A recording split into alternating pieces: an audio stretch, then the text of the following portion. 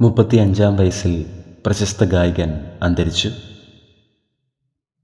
കണ്ണീർ പ്രണാമം അർപ്പിച്ച് സോഷ്യൽ മീഡിയ.